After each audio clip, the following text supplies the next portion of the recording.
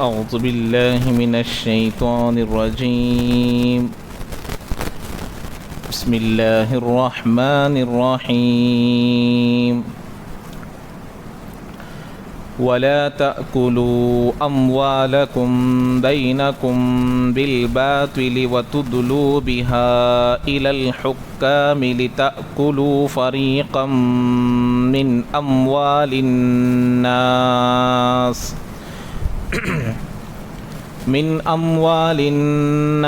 بالإثم وأنتم تعلمون. صدق اللہ العظیم.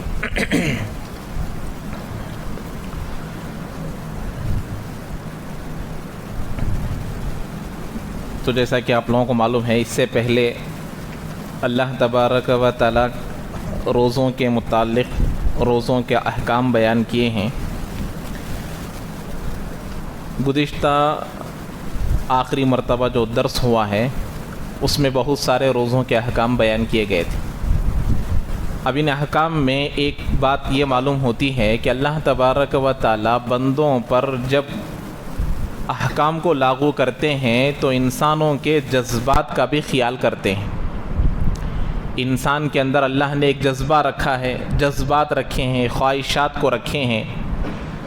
تو جب اللہ کو یہ محسوس ہوا اور اللہ کو معلوم تھا کہ بندے اس میں کمی بیشی کر سکتے ہیں، تو اللہ نے انسانوں کے خواہشات کا بھی لحاظ رکھا کہ چلو آپ لوگوں کے لیے دن میں تو حرام ہے لیکن رات میں آپ لوگ اپنی خواہش کو پوری کر سکتے ہیں. تو اللہ نے بندوں کے جذبات کا بھی لحاظ رکھا ہے. اسی کو کہتے ہیں خالق. خالق وہی ہے جو بندوں پر احکام کو لاگو کرنے کے ساتھ ساتھ ان کے جذبات کا بھی خیال رکھے.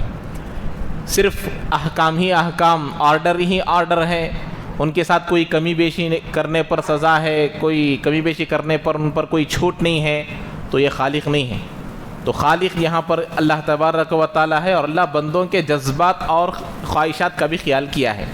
وہ گزشتہ درس میں پوری تفصیل کے ساتھ بات آ چکی ہے. اب اس کے بعد اللہ تبارک و تعالیٰ اعتکاف کا ذکر کیا تھا. تو اب اعتکاف میں اللہ نے واضح طور پر بیان کر دیا کہ اعتکاف میں یہ جائز نہیں ہے. اسی لیے جو معتکف ہوتے ہیں اگر وہ اپنی بیوی سے اب جیسے فون وغیرہ میں بات کرتے ہیں تو جب بات کرنے کا موقع ہوگا تو خواہشات کے بات کرنا جائز نہیں ہے، بات کرنا بھی جائز نہیں، اشارہ کرنا بھی جائز نہیں. اسی لیے جب اللہ نے راتوں میں اعتکاف نہ ہونے کی حالت میں راتوں میں جائز قرار دیا تو اعتکاف میں بھی جائز سمجھ جائیں گے سمجھ کر اللہ تبارک و تعالی نے فرمایا وَلَا تُبَاشِرُوهُنَّ وَأَنْتُمْ عَاكِفُونَ فِي الْمَسَاجِدِ. جب تم مسجدوں میں اعتکاف میں بیٹھو گے تو یہ جائز نہیں ہے. خواہش کو پوری کرنا تو بات کی بات، اس کے اشارے بھی کرنا جائز نہیں اور اس کی بات کرنا بھی جائز نہیں. اس لیے اللہ نے اس کو بھی واضح طور پر آگے بیان کر دیا. تو اب یہ اللہ تبارک و تعالی ہے جو بندوں کے ہر اعتبار سے خواہشات کی، جذبات کے پورے طور پر خیال رکھتا ہے. اب اس کے بعد اللہ تبارک و تعالی یہاں پر ٹاپک کو ایک دم بدل دیے ہیں.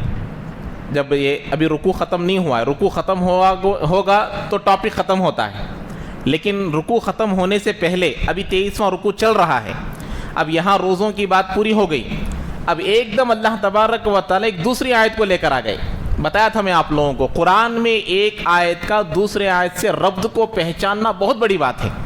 آدمی کو اگر ربط سمجھ میں آ گیا تو قرآن پورا کا پورا ایک سینٹنس سمجھے گا آدمی. یہ جتنے 114 صورتیں ہیں، ہزاروں کی آیتیں ہیں، یہ 30 پارے ہیں، 7 منزلیں ہیں، یہ تمام چیزوں ایک ہی ربط. اسی لیے کہتے ہیں کہ پورے قرآن کا خلاصہ سورہ فاتحہ، سورہ فاتحہ کا خلاصہ ایک آیت میں، پوری ایک آیت کا خلاصہ لفظ با میں ہے. تو یہ ربط سے معلوم ہوتا ہے. تو اب یہاں پر اللہ تعالیٰ ایک دم ٹاپک کو بدل دیے، لیکن ٹاپک الگ نہیں ہے، بالکل جڑا ہوا ہے. اب مطلب سمجھیں گے، تفسیر سمجھیں گے تو بات سمجھ میں آئے گی. اب روزوں کی بات ہوئی، روزوں کے احکام کی بات ہوئی، اعتکاف کی بات ہوئی. اب اس کے بعد بھی یا تو دوسری ٹاپک آنا تھا. رکوع ختم نہیں ہوا، لیکن رکوع ختم ہونے سے پہلے اللہ نے کہا وَلَا تَأْكُلُوا أَمْوَالَكُمْ بَيْنَكُمْ بِالْبَاطِلِ. قرآن مسلمانوں سے پہلا مخاطب ہے، میرے اور آپ کے لیے ہے سب سے پہلے، عمل کرنے کے اعتبار سے، دعوت کے اعتبار سے پورے دنیا کے لیے.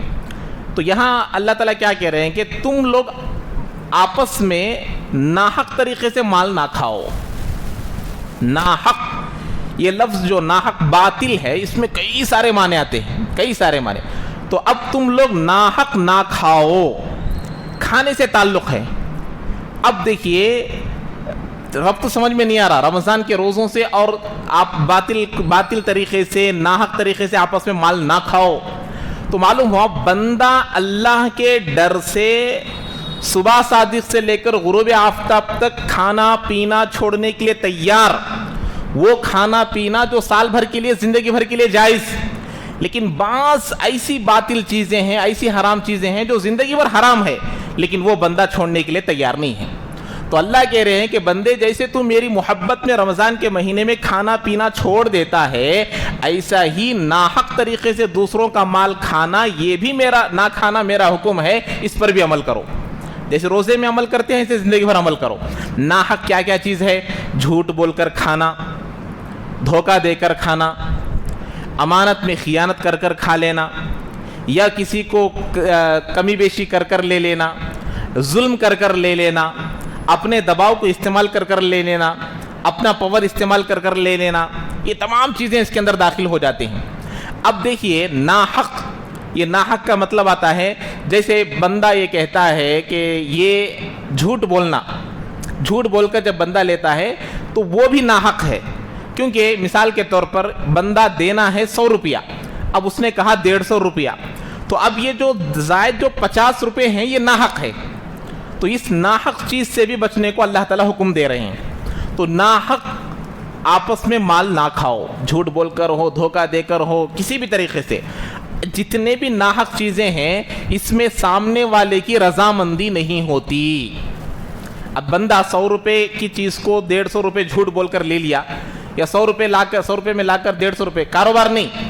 بیچنے والا تو الگ ہے، 120 میں لا کر وہ 150 میں بیچ رہا ہے تو وہ تو کاروبار ہے. وہ نہیں، جھوٹ بول کر مال لے رہا ہے. تو بتائیے اب بندہ اس کی جو قیمت ہے وہ دینے کے لیے تیار ہے یا زیادہ دینے کے لیے تیار رہتا ہے؟ جتنی قیمت ہے اتنی دینے کے لیے تیار ہے. زیادہ پر وہ راضی ہے کیا؟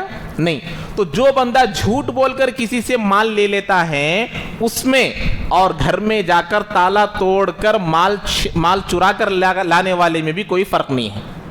جھوٹ بول کر، دھوکہ دے کر سامنے سے جو آدمی لے لیتا ہے مال کسی کا، اس میں، اور گھر کا تالا، تجوری کا تالا، بیرو کا تالا توڑ کر جو چوری کر کر آتا ہے، دونوں میں کوئی فرق نہیں ہے. بس یہ چھپ کر کر رہا ہے، یہ سامنے سے کر رہا ہے. اس کو معلوم ہوئے بغیر، چور بھی معلوم کرا کے کرتا کیا؟ سونے کے وقت میں کرتا ہے، نہیں دیکھنے کے وقت میں کرتا ہے. تو یہ بھی آدمی کو نہ معلوم کرا کر سامنے سے کر رہا ہے، اور چور نہ معلوم کرا کر نہ جاننے کے وقت میں کر رہا ہے. تو اسی لیے اس کو ناحق کہتے ہیں. رضامندی نہیں ہوتی. سود ہے، 100 روپے کے لیے 10 روپیہ، 1000 روپے کے لیے 100 روپے، کیسا بھی ہو. اب جو بندہ زائد رقم دیتا ہے یہ بھی ناحق ہے. کوئی بھی بندہ کم سے کم سود ہو، زیادہ سے زیادہ سود ہو، دل سے دیتا ہے کیا؟ نہ، چاہتا نہیں بندہ دینے کے لیے. تو وہی کہ ناحق، اس سے بچو. یہ بات تمام چیزیں یہاں بتائی جا رہی. تو مطلب معلوم ہوا روزوں میں کھانا پینا چھوڑنا بھی کس کا حکم ہے؟ اللہ کا حکم ہے. تو بندہ چھوڑ دیتا ہے. کتنی بھی پیاس لگے پانی پینے کے لیے تیار نہیں، کتنی بھوک لگے کھانا کھانے کے لیے تیار نہیں. کوئی نہیں دیکھ رہا ہے، کمرے میں بند کر ہے. اس کو کہا جا رہا ہے کہ بھائی تیرے علاوہ کوئی نہیں دیکھے گا. کھا لے پی لے، کوئی کھائے گا نہیں کھائے گا. اللہ کا ڈر، اللہ کا خوف. تو اللہ کہہ رہے کہ بندے یہی ڈر پوری زندگی ناحق نہ کھانے میں اور دھوکہ دے کر نہ کھانے میں، اس طریقے کو اختیار کرنے کو اللہ کہتے. تو روزے سے یہ ربط ہے، پچھلی آیت سے یہ ربط ہے اس آیت سے. اور اس کے بعد اللہ تعالیٰ کہتے ہیں دنیا میں لوگ ناحق طریقے سے کھانے کے لیے کیا کیا کرتے ہیں معلوم؟ جب میرا اور کسی کا دوسرے کا معاملہ ٹکرا رہا ہے، دونوں برابر کے ہیں، یہ بھی مال میں برابر ہے، یہ بھی مال میں برابر ہے، یہ بھی عہدے میں برابر ہے، یہ بھی عہدے میں برابر ہے، تو ایسے وقت میں کیا ہوتا؟ معاملہ جلدی حل نہیں ہوتا. ایک طاقتور ہے، ایک کمزور ہے، ایک مالدار ہے، یہ غریب ہے، تو معاملہ کیا ہو جاتا؟ جلدی حل ہو جاتا.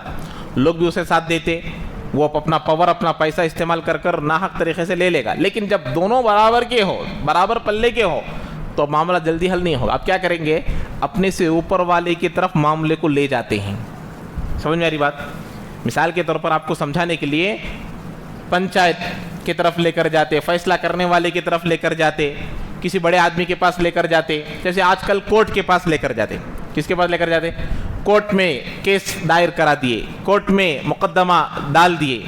تو اللہ تعالیٰ کہتے ہیں کہ بعض بندے معاملات کو، بعض بندے کیس کو اس لیے کورٹ میں لے کر جاتے ہیں کہ وہاں معاملہ طے کرنے والوں کو رشوت دے کر فیصلہ ہمارے طرف کرائے.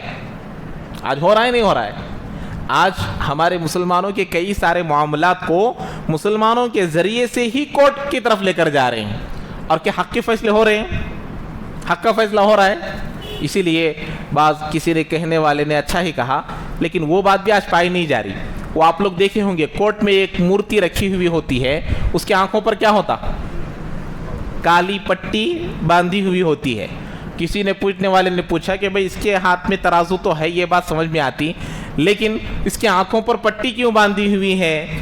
تو کہا گیا کہ بھئی دیکھو، قانون ترازو کی طرح ہے، جس طرف وزن ہے اس کی طرف فیصلہ ہوگا. اسی لیے قانون اندھا ہے. قانون کیا ہے؟ اندھا ہے. پیسے لے کر فیصلہ کر رہا ہے یا پیسے نہیں لے کر فیصلہ کر رہا ہے، رشتے کو دیکھ کر فیصلہ کر رہا ہے، نہیں معلوم. کس طرف وزن ہے اس طرف فیصلہ ہو جائے گا.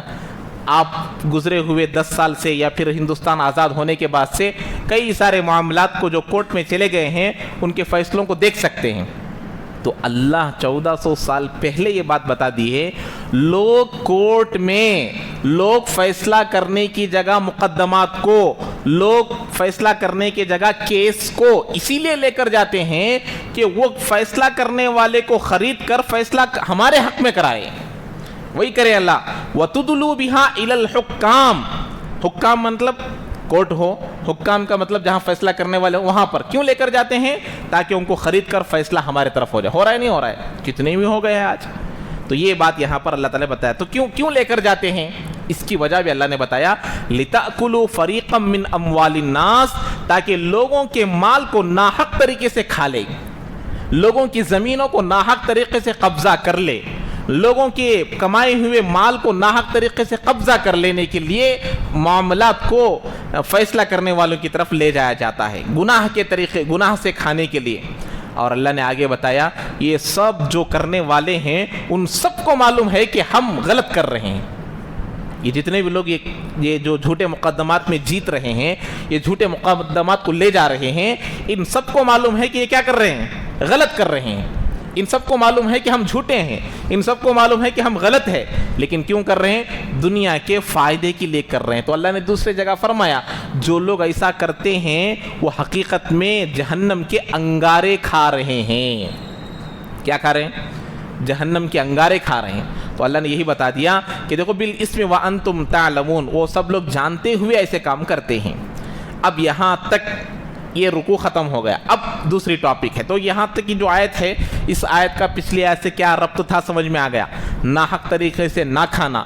تو بندہ اسی لیے کہتے ہیں کہ بعض لوگ ایسے ہوتے ہیں ڈاکٹر کے ڈر سے میٹھا کھانا چھوڑ دیتے ہیں، ڈاکٹر کے ڈر سے نمکین کھانا چھوڑ دیتے ہیں، ڈاکٹر کے ڈر سے گوشت کھانا چھوڑ دے. ڈاکٹر کے ڈر سے مطلب ڈاکٹر کے بول سے چھوڑتے نہیں چھوڑتے.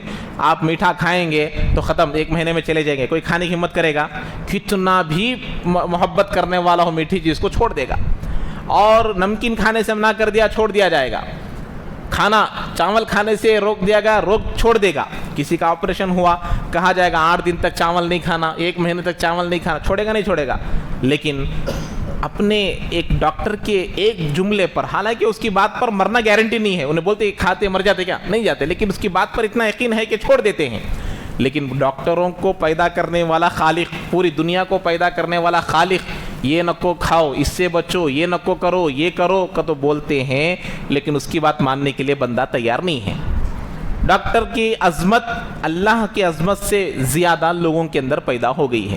اسی لیے ڈاکٹر کے ڈر سے کھانا چھوڑ دیتے ہیں، ڈاکٹر کے ڈر سے میٹھا چھوڑ دیتے ہیں، ڈاکٹر کے ڈر سے نمکین چھوڑ دیتے ہیں، ڈاکٹر کے ڈر سے چاول چھوڑ دیتے ہیں. لیکن اللہ کے ڈر سے آج تک ہم نے حرام کو نہیں چھوڑا. پورے طور پر چھوڑ دینا ہے، بعض چھوڑے بعض نہیں چھوڑے، بعض چھوڑے بعض نہیں، ایسا نہیں. پورے چیزوں کو چھوڑنا، دیکھنے کے اعتبار سے، کھانے کے اعتبار سے، کمانے کے اعتبار سے، معاملات کے اعتبار سے، دینے کے اعتبار سے، لینے کے اعتبار سے، ہر اعتبار سے پورے طور پر اللہ کا ڈر دل میں آئے گا، بندہ اسی کو متقی کہتے ہیں.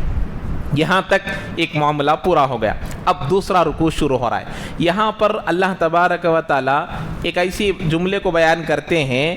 اب آپ لوگوں کو معلوم ہے اللہ اس سے پہلے صبر کرنے کے باب سے شروع کیے ہیں. صبر کرنا کیا کرنا ہے؟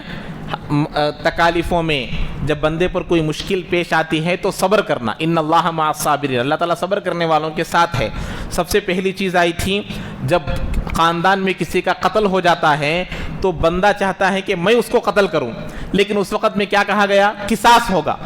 جس کو قتل کیا گیا اس کو کیا کرے گا؟ بادشاہ قتل کرے گا.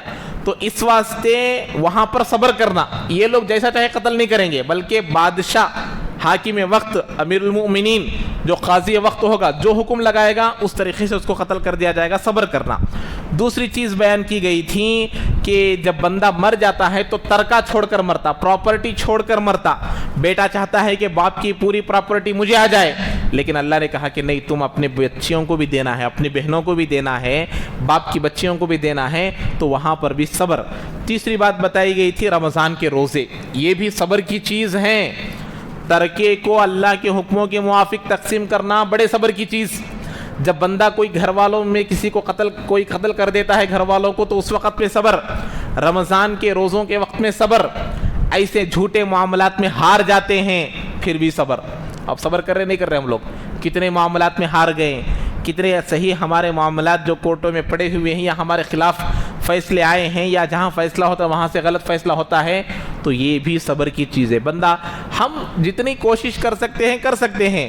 دنیا میں فیصلے طاقت کے بل بوتے پر ہو سکتے ہیں، ظلم کے بل بوتے پر ہو سکتے ہیں، لیکن اس دن مالک یوم الدین لمن الملک اليوم، آج کے دن کس کا حکم ہے، آج کے دن کس کی بادشاہت ہے، اس وقت کسی کا بھی نہیں چلے گا، وہاں حق کا فیصلہ ہوگا. یہ 4 چیزیں ہو گئی. اب 5ویں صبر کی چیز حج کی چیز ہے. کیا ہے وہ؟ حج کی چیز ہے. اب یہاں سمجھنا ہے، یہاں پر کیا ہے، ایک دیکھیے مکے میں رہنے والے صحابہ گرمی کے زمانے میں شام کو جایا کرتے تھے، ملک شام کو. سردی کے زمانے میں ملک یمن کو جایا کرتے تھے. وہاں سے ملنے والے چیزوں کو لا کر مکے میں تجارت کر یا پھر وہاں جا کر تجارت کر اپنی زندگی گزارا کرتے تھے. مکہ بڑا گرمی کا زمانہ، گرمی کا ماحول، بہت پہاڑی زمین، گرمی کا بہت شدت ہوتی تھی. اسی لیے جب سفر کرتے تھے دن میں کسی درخت کے پاس یا وہاں پر یہاں پر آرام کرتے تھے، رات میں سفر کرتے تھے. ہر بات سمجھ میں آ رہی؟ سفر کب کرتے تھے؟ رات میں. آپ لوگوں کو بھی اندازہ ہو گیا ہوگا دن کے مقابلے میں رات میں سفر آسانی کے ساتھ، سہولت کے ساتھ ہوتا ہے، آدمی سہولت کے ساتھ کر لیتا ہے. تو اس وقت میں بھی لوگ راتوں میں سفر کرتے تھے. تو راتوں میں سفر کرنے کے وقت میں یہ لوگ چاند جب پورا ہوتا تھا آسانی کے ساتھ کر لیتے تھے، کیونکہ روشنی ہوتی تھی. لیکن چاند کیا پورا مہینہ رہتا؟ کیا گھٹتا ہے، بڑھتا ہے، اور بسا اوقات رہتا بھی نہیں. تو صحابہ کو ڈاؤٹ آ گیا، یہ جو سورج ہے سال بھر ایک ہی حالت پہ رہتا، لیکن چاند کیا ہوتا؟ چاند بڑھتا بھی، گھٹتا بھی، اور کبھی رہتا بھی نہیں. تو صحابہ سوال کرے، اے اللہ کے نبی، یہ چاند کئی کو ایسا کم ہوتا، بڑھتا، گھٹتا رہتا، اور کبھی رہتا کبھی نہیں رہتا. تو اس وقت اب اللہ نے یہ آیت نازل کیا جو ابھی میں پڑھ رہا ہوں، یسألونک عن الأہلہ، آپ سے صحابہ پوچھتے ہیں چاند کے بارے میں. کس کے بارے میں؟ چاند کے بارے میں. تو جب چاند کے بارے میں کہا تو دیکھیے چاند جو بنایا گیا ہے اللہ تعالیٰ، دو طرح کے کیلنڈر چلتے ہیں، ایک قمری کیلنڈر، ایک شمسی کیلنڈر. اب ہم لوگ جو جنوری، فیبروری، مارچ کا جو استعمال کرتے ہیں یہ کون سا کیلنڈر ہے؟ شمسی، یعنی سورج کے اعتبار سے چلنے والا کیلنڈر. قمری کیلنڈر چاند کے اعتبار سے چلتا ہے. ہماری جو ابتدا ہوئی ہے، اللہ کے نبی علیہ الصلاۃ والسلام مکہ سے جب مدینہ گئے، ہم جو لکھتے ہیں نا 1446 ہجری، 1447 ہجری، یہ جو ہم لوگ اپنے کیلنڈروں میں لکھتے ہیں نا، یہ اللہ کے نبی کی پیدائش کا دن نہیں ہے. اللہ کے نبی جب مکہ سے مدینہ گئے اس وقت سے ہماری تاریخ شروع ہوئی. یہ جو 2025 جو اب ہم لکھ رہے ہیں عیسوی، اس کو کیا بولتے ہیں؟ عیسوی. یہ عیسوی حضرت عیسیٰ علیہ السلام کے زمانے سے شروع ہوا. اور ہجری کب سے ہیں؟ اللہ کے نبی پیدا ہوئے جب سے ہے کیا؟ نہیں، اللہ کے نبی کے پیدا ہونے کے 50 پر 3 سال 53 سال کے بعد ہجری شروع ہوئی ہے. اس میں یہ سبق بھی دیا جا رہا ہے کہ سب سے پہلے ہمارے آقا اللہ کے نبی علیہ الصلاۃ والسلام کے پیدائشی دن سے اگر کیلنڈر رکھیں گے تو لوگ اس کو نیا سال دھوم دھام منائیں گے اور ہیپی برتھ ڈے منائیں گے، برتھ ڈے کا دن منائیں گے. اس سے بھی بچانے کے لیے ایک حکمت یہاں پر یہ بتائی گئی، اللہ کے نبی جب ہجرت کیے جب سے ہماری تاریخ شروع ہوئی. تو ہجرت سے ہجری شروع ہوئی، اس لیے اس کو کیا کہتے ہیں؟ ہجری لکھتے ہیں، چھوٹی اس میں ہاں لکھتے ہیں، چشمے والی ہاں، یعنی کہ اس کو ہاں لکھتے ہیں. کیوں لکھتے ہیں؟ یہی یہ بتانے کے لیے کہ ہجری ہے. تو معلوم ہوا ہجری کب سے ہے؟ اللہ کے نبی پیدا ہونے کے بعد سے نہیں، مکہ سے مدینہ گئے پیدا ہونے کے 50 پر 3 سال کے بعد. تو بہرحال چاند کو اللہ تبارک و تعالیٰ بڑھنے والا گھٹنے والا بنایا. کیوں؟ تاریخ کو اس سے سمجھنے کے لیے. کیوں؟ دیکھیے تاریخ، چاند دکھا مہینہ شروع ہو گیا، چاند دکھا تو کیا شروع ہوگا؟ مہینہ. اب ہم لوگ تراویح کب شروع کرتے ہیں؟ چاند دکھا شروع کرتے ہیں، چاند دکھا ختم کر دیتے ہیں. ان پڑھ سے ان پڑھ آدمی بھی اس کا حساب لگا سکتا ہے، لیکن یہ جو سورج کا جو حساب ہے نا، یہ جو لگاتے ہیں یہ اس کا بڑا مشکل حساب. اب بنا کر ریڈی میڈ دے دیے ہیں تو اس لیے آسان نظر آتا. آپ لوگوں کو معلوم ہے فیبروری 29 کتنے سالوں میں ایک بار آتا ہے؟ کتنے سالوں میں؟ کتنے؟ 4 سال میں ایک بار آتا ہے. کتنے بار؟ 4 سالوں میں ایک بار. 4 سال میں ایک بار کیوں آتا ہے معلوم؟ ہر سال اس میں 6 گھنٹوں کا اضافہ ہوتا ہے. 365 دن 6 گھنٹے، 365 دن 6 گھنٹے، 365 دن 6 گھنٹے، 365 دن 6 گھنٹے. 4 سال کو وہ 6 گھنٹے 6 گھنٹے 6 گھنٹے مل کر ایک دن بن جاتا. تو اب کیا کرنا پڑتا؟ 4 سال کے بعد ایک دن کا اضافہ کرنا پڑتا. نہیں کریں گے تو کیلنڈر میں اونچ نیچ ہو جائے گی. بات سمجھ میں آ رہی؟ یہ اس واسطے کیا کیے ہیں، گرمی کے بھی مہینے فکس، سردی کے بھی مہینے فکس، اور بارش کے مہینے بھی فکس. اس کے حساب سے اگر ہمارا اسلام بھی ہوتا تو گرمی کے زمانے میں اگر انڈیا میں رمضان کے روزے آتے تو مرے تک بھی، بوڑھے کی حالت میں بھی، جوانی میں بھی، لاسٹ میں بھی گرمی میں روزے رکھنا، سردی میں آنے والے سردی میں، اور بارش میں آنے والے بارش میں. تو اللہ نے چاند کے تابع بنا کر کیا کر دیا کہ گرمی میں بھی روزے آتے ہیں، سردی میں بھی روزے آتے ہیں، بارش میں بھی روزے آتے ہیں. پورے عالم میں روزے سال بھر پھرتے رہتے ہیں. سہولت ہے نہیں ہے. اب دیکھیے مارچ میں، اپریل میں، مئی میں، اب کہاں سے آ رہے ہیں ہم لوگ؟ دسمبر سے. میں بتایا نا، میں جب پیدا ہوا تھا اپریل 3 1992، اس پر 8واں روزہ تھا. اب کیا ہو گیا ہے؟ اپریل 3 کو عید بھی ہو گئی، ختم ہو کر 31 کو عید ہو گئی. تو 33 سال پورے ہو گئے. 34واں سال، یہ 33واں سال چل رہا ہے. تو ایک پورے 33 سے 35 سال میں پورا رمضان سال بھر گھوم لیتا ہے اور سہولتیں ہم کو حاصل ہو جاتی ہے. اسی لیے اللہ نے کہا تمہارے لیے تاریخیں حساب رکھنے کے لیے ہم نے چاند کو متعین کیا. اب یہ اونچ نیچ ہونے کی وجہ سے انگریزی والے کیا کر دیے، 4 سال میں ایک دن کو بڑھا دیا. ہمارے پاس بڑھانے کی ضرورت ہے کیا؟ چاند نظر آ گیا، روزے رکھو، چاند نظر آ گیا، عید کر لو، چاند نظر آ گیا، مہینہ شروع، چاند نظر نہیں آیا، 30 دن پورے کر لو. 30 دن پورے ہو گئے، چاند دکھیں دے نہیں دکھیں دے، دوسرا مہینہ کیا ہو گیا؟ شروع ہو گیا. اب یہاں 31 بھی آتا ہے، وہ 5 دن بڑھانا بھی اسی حکمت سے ہے. समझ में आ रही बात। 360 दिन, 30 के एतबार से 360 दिन होना, लेकिन वहाँ पर एक एक दिन बढ़ा है क्योंकि 360 पर 5 दिन होते हैं, इसी वजह से ये घंटे उसमें बढ़ जाते हैं। तो बहरहाल अल्लाह तबारक व तआला ने चाँद को हमारे हिसाब के लिए रखा है। चाँद को रखने की वजह क्या है मालूम? पूरे आलम में, अब हमारे इंडिया में चाँद नज़र आ गया तो महीना शुरू, हमारे इंडिया में चाँद नज़र नहीं आया तो चाँद महीना नहीं शुरू नहीं हुआ। अब यहाँ पर अल्लाह ने बताया, एक डाउट आ सकता हमारे पास, इसलिए अल्लाह ने उस डाउट को यहाँ क्लियर कर दिया। क्या है? कुल हिया मवाक़ीतु लिन्नास, आप कह दीजिए लोगों के लिए हिसाब रखने के लिए चांद है। उसके बाद फिर क्या कहा अल्लाह? वल हज्जी, हज के लिए भी। लोगों के लिए बोले तो हो जाता था, लेकिन बाद में अल्लाह ने दूसरा जुमला क्या लाया? हज के लिए भी। लोग वहाँ हज करते रहते, लोग वहाँ अरफा का वहाँ पर हज करते रहते और हम लोग यहाँ रोज़ा रखते, हम लोग ईद करते रहते, वो लोगों की ईद हो गई रहती है कि नहीं? तो अल्लाह ने बताया जिस इलाके में जहाँ चांद नजर आता उनके हिसाब से वो दिन को गुजारेंगे। जहाँ चांद नजर नहीं आया ईद करते क्या हम लोग? नहीं, हमारे पास चांद नजर आ गया ईद करते। तो मालूम हुआ हज के लिए हमारे चांद का एतबार नहीं, हज के लिए अरफा के चांद का एतबार। तो इससे मालूम हो जाता है जिस इलाके में जिस मुल्क में चांद नजर आएगा उस एतबार से महीना शुरू होगा, और जिस मुल्क में जिस इलाके में चांद नजर नहीं आएगा वहाँ महीना शुरू नहीं होगा, वहाँ ईद नहीं होंगी और वहाँ रोजे शुरू नहीं होंगे। तो ये डाउट क्लियर होगा। तो मैं सूरज के एतबार से नहीं, चांद के एतबार, इसलिए वहाँ का रोजा वहाँ, वहाँ की ईद वहाँ, वहाँ का अरफा वहाँ के लिए, यहाँ का अरफा यहाँ के लिए, इस तरीके से।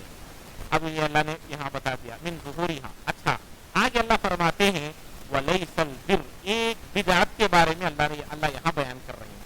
एक बड़ी बिदअत, सबसे बड़ी बिदअत क्या है? उस जमाने में लोग क्या करते थे? हज जो होता था मुशरिकीन भी करते थे, मुसलमान भी करते थे, यहूद नसारा, ये सब की मुश्तरका इबादत की जगह थी हमारा जो काबतुल्लाह है। ये लोगों के अंदर एक भूल, एक गलती, एक बिदअत क्या थी मालूम? एहराम बांधकर जब घर से निकलते, सामने के दरवाजे से निकल जाते थे। अब जाहिर सी बात है आदमी के अंदर अल्लाह ने भूलने की सिफत रखी है। कोई चीज भूल जाते, लेने के लिए आते तो सामने से नहीं आते, घर के पीछे से आते, रास्ता तो भी डाल कर आते। क्या समझ आ रही? जब बंदा एहराम बांधकर घर से निकला तो फिर घर को सामने से आने को मनहूस समझते, बुरा हो जाता, गलत हो जाता, या तो ऐसा हो जाता, वैसा हो जाता समझ के बाहर सामने के दरवाजे से नहीं आते, पीछे के दरवाजे से आते थे। रास्ता है तो आते थे, नहीं है तो क्या करते थे? अंदर आते। तो अल्लाह ने ये इसका जवाब दिया, वलैसल बिर्रु पूरी, हाँ नेकी ये नहीं है कि तुम घरों को पीछे के दरवाजे से आओ। और वो आदम क्या समझते मालूम? बड़ी इबादत समझते थे। समझ रहे हैं भाई? हम अल्लाह के लिए घर के सामने के दरवाजे से नहीं आ रहे, अल्लाह के डर से कहां से आ रहे? बंदा दीनदारी को छोड़कर बेदीनी को जब दीन समझेगा तो वो कभी नहीं छोड़ेगा बेदीनी को। एक तो आदमी दीन पर अमल नहीं कर रहा, नमाज छोड़ रहा, रोजा छोड़ रहा, लेकिन उसको मालूम है कि गुनाह है। लेकिन एक बंदा बेदीनी पर अमल कर रहा और दीन समझ रहा, वो छोड़ेगा? अरे भाई मुझे तो सवाब मिल रहा, भाई मैं तो दीन का काम कर रहा हूँ समझ रहा, हालांकि बड़ा गुनाह कर रहा है। तो अल्लाह ने कहा ये नेकी नहीं है। तो नेकी क्या है? अंतातुल बुयूत मिन ज़ुहूरिहा, तुम अपने घरों को पीछे से आओ, ये नेकी नहीं है। फिर नेकी क्या है? बि अंतातुल बुयूत मिन ज़ुहूरिहा वलाकिन्नल बिर्रा मन इत्तका, नेकी तो ये है कि तुम अल्लाह से डरो। भाई अल्लाह हराम से बचो, बड़ा हराम से बच रहा नहीं, पीछे से आता है। अब रोजे नहीं रख रहा बंदा, रोजे फर्ज है उस पर, रोजेदारों को खिला रहा, रोजा नहीं रख रहा और रोजेदारों को खिला रहा, ज़कात नहीं दे रहा और इसे गलत बोल को समझता नहीं है, और रोजेदारों को खिलाने को बड़ी नहीं की समझ गया। रोजेदारों को खाना खिलाना, दावत करना फर्ज है क्या? रोजे रखना क्या है? फर्ज है। अकीका कर्जा लेकर भी कर रहा, बकरों पर बकरे काटता है, लेकिन कुर्बानी में कुर्बानी नहीं देता है और नहीं देने को गुनाह नहीं समझ रहा।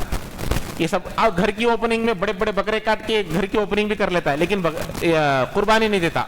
तो बेदीनी को दीन समझ रहा और दीन को छोड़ दे रहा, ये गलत है। ये बात यहाँ पर बताई जा रही है। اسی لیے فرماتے ہیں کہ دین کو دین سمجھ کر عمل کرنا بہت ضروری ہے.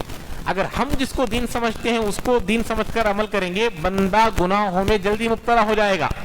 یہ تمام چیزیں اسی کی خرابی ہے.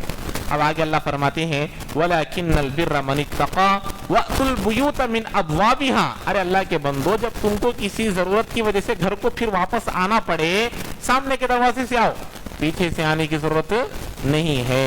تو اللہ یہی کہہ رہے ہیں کہ بندو, جو کرنے کے کام ہے وہ کرو, جو نہیں کرنے کے کام ہے اس میں مبتلا ہو کر اپنے آپ کو بوجھ میں نہ ڈالو. یہی بات سمجھائی جاتی ہے کہ بھئی جو ضروری ہے اس پر عمل کرو, جو ضروری ہے اس کو سمجھو. ہمارے پاس کیا ہو گیا ہے, غلط چیزوں کو ولیمے کے مقابلے میں نکاح دھوم دھام, عقیقے کے مقابلے میں چھلا دھوم دھام, اور اسی طریقے سے گھر کی شروعات ہوتی ہے اس وقت اوپننگ, یہ تمام چیزیں چھوڑ کر جو غلط چیزیں ہیں اس کو پکڑ لیتے ہیں. وہ اللہ نے یہاں بتایا, اس کو چھوڑ دیجیے. اور آگے اللہ نے فرمایا وَاتَّقُوا اللَّهَ لَعَلَّكُمْ تُفْلِحُونَ, اور اللہ سے ڈرو, اللہ سے ڈرو اگر تم کامیاب ہونا چاہتے ہو. اب یہاں اس کے بعد ایک مختصر میں خلاصہ بتا کر اگلے ہفتے میں, اگلے پیر کو انشاءاللہ اس کا درس بیان کروں گا. اب ایک مختصر سمجھ لیجیے. اللہ کے نبی علیہ الصلوۃ والسلام سن 6 ہجری میں اللہ کے نبی علیہ الصلوۃ والسلام اصل میں خواب دیکھے کہ میں اور میرے صحابہ حج کرنے کے لیے, عمرہ کرنے کے لیے گئے ہوئے ہیں. تو خواب دیکھنے کی وجہ سے اللہ کے نبی اور اللہ کے نبی کے صحابہ میں جوش بڑھ گیا, جذبہ بڑھ گیا کہ اللہ کے گھر کو دیکھنا دوبارہ موقع ملا. یعنی کہ مدینہ چلے گئے تھے نا, تو خواب پڑا تو تمام صحابہ تیار ہو گئے. سن 6 ہجری میں اللہ کے نبی علیہ الصلوۃ والسلام 1500 صحابہ کے ساتھ, کتنے صحابہ, 1500 صحابہ کے ساتھ عمرہ کے ارادے سے قربانیوں کے جانور لے کر نکلے. حدیبیہ, دو لوگ حج کیے ہیں, عمرہ کیے ہیں, معلوم ہے. حدیبیہ, مقام حدیبیہ ایک جگہ ہے, وہاں پر اللہ کے نبی علیہ السلام کو روک دیا. میں بتایا نا آپ لوگوں کو, کعبۃ اللہ مشترکہ عبادت گاہ, مشرکین بھی آتے تھے, یہود بھی آتے تھے, نصارا بھی آتے تھے, مسلمان بھی آتے تھے. تو اللہ کے نبی اور اللہ کے نبی کے صحابہ اس ارادے سے گئے کہ بھئی اگر ہم جائیں گے تو ہم کو نہیں روکا جائے, تو اللہ کا گھر ہے. لیکن جب ان لوگوں کو یہ بات معلوم ہوئی کہ صحابہ یہاں عمرہ کرنے کے ارادے سے جانوروں کو لے کر آ رہے ہیں, حدیبیہ پر روک دیا گیا کہ آپ عمرہ نہیں کر سکتے. وہاں پر بڑا معاہدہ ہوا, اس سال نہیں کر سکتے, اگلے سال آنا, آنے کے وقت میں ہتھیار نہیں لے کو آنا, آنے کے بعد 3 دن سے زیادہ نہیں رہنا, اور پھر تلوار لائیں گے. تلوار وہ بھی کہاں رہے گی, نیام میں رہیں گے, اس کو باہر نہیں نکالیں گے. بہت ساری چیزیں. آپ کا آدمی ہمارے پاس آ جائے گا تو واپس نہیں دیں گے, ہمارا آدمی آپ کے پاس آ جائے گا تو واپس دینا. ایسے پورے قوانین لکھے گئے. اللہ کے نبی اس پر دستخط بھی کر, یعنی کہ اللہ کے نبی اس پر راضی بھی ہو گئے. صحابہ میں سے بڑے بڑے صحابہ کو بڑا غم ہوا, تمام باتیں کیوں مان رہے ہیں, اللہ کے نبی تمام باتوں پر کیوں راضی ہو رہے ہیں. ایک صحابی بھی آ گئے فضائل اعمال میں, کہ زکریا صاحب عمر پر واقعہ لکھتے ہیں. جب وہ صحابی آئے تو اللہ کے نبی اس کو واپس کرنا پڑا. تفصیل کے ساتھ انشاءاللہ بیان کروں گا. تو ان تمام چیزوں کو دیکھ کر حضرت عمر کو بہت غصہ آیا کہ کیوں اللہ کے نبی دب رہے ہیں, کیوں اللہ کے نبی ان کی پوری باتوں کو مان رہے ہیں. آپ تک بیان کرتے ہیں حیات الصحابہ میں حضرت مولانا یوسف صاحب رحمۃ اللہ علیہ لکھتے ہیں کہ حضرت عمر رضی اللہ تعالیٰ عنہ حضرت ابو بکر کے پاس آ کر کہنے لگے کہ ہمارا یہ ہمارے نبی برحق نبی نہیں ہے, برحق نبی اتنے غریب قدر صحابی کے دل میں یہ بات ہے کیا برحق نبی نہیں ہے. یعنی کہ اتنا کہ ایسی باتوں پر اتنے کٹھن قوانین کو مان کر چلنے کی کیا ضرورت ہے, ہم تو اکثر ہیں. اللہ کے نبی علیہ السلام حضرت ابو بکر رضی اللہ عنہ دیکھ کے معراج میں جو صداقت, ایمان کی دعوت کی صداقت تھی, یہاں پر بھی کہا اے عمر کیا بات کرتے ہو, اللہ کے نبی یہ برحق نبی ہے, یہ آخری نبی ہے, یہ میرے اور آپ کے آقا ہیں. کہنے لگے تو اللہ کے نبی تمام باتوں کو جا رہے تھے. پورے فتح کی مبینہ, ان تمام باتوں کو مان کر جا رہے ہیں. صحابہ کو شکست معلوم ہو رہی, اپنے سروں کے بال کو نکال دیے, قربانی کے جانوروں کو ذبح کر دیے, عمرہ کیے بغیر چلے گئے. تمام صحابہ کو کیا معلوم ہو رہا؟ دب گئے، جھک گئے، ڈر گئے. اللہ کے نبی نے کہا، اللہ نے کہا تمہارا یہاں سے واپس جانا تمہاری جیت. یہاں سے واپس جانا کیا ہے؟ اِنَّا فَتَحْنَا لَكَ فَتْحًا مُبِينًا، ہم نے آپ کو روشنی والی واضح والی کامیابی دی. تو یہ اللہ کے نبی علیہ السلام وہاں گئے، واپس آ گئے. پھر دوسرے سال اللہ کے نبی قضا کی رات جب بندہ احرام باندھ کر نکلتا ہے، میقات کو واپس میقات تجاوز کر دیتا ہے، احرام باندھ لیتا ہے، اب اس کے اوپر عمرہ واجب ہو گیا، حج واجب ہو گیا، حج کے لیے گیا ہے تو حج واجب ہوگا. اسی وجہ سے جب بندہ واپس آ جاتا ہے تو اس کی قضا لازم ہوگی. تو دوسرے سال اللہ کے نبی قضا کی رات گئے. اس کے بعد کہاں معاملہ ہوا، اس کے بعد کیا کیا واقعہ پیش آیا، کس طریقے سے اللہ کے نبی کیے اور اللہ کے نبی نے کیا کیا حکم دیا، یہ تمام چیزیں اگلے پھر کو بیان کروں گا. اور اشہر حرم 4 مہینے جیسے بتاتے ہیں، رجب ہے، ذی القعدہ، ذی الحجہ، محرم، یہ 4 مہینوں میں جنگ جائز نہیں. لیکن اللہ نے اس میں بھی جنگ کی اجازت دی. کب دی؟ کعبۃ اللہ میں جنگ کی اجازت نہیں، لیکن اللہ نے اجازت دی. کب اجازت دی؟ ان تمام چیزوں کو انشاءاللہ اگلے پھر کو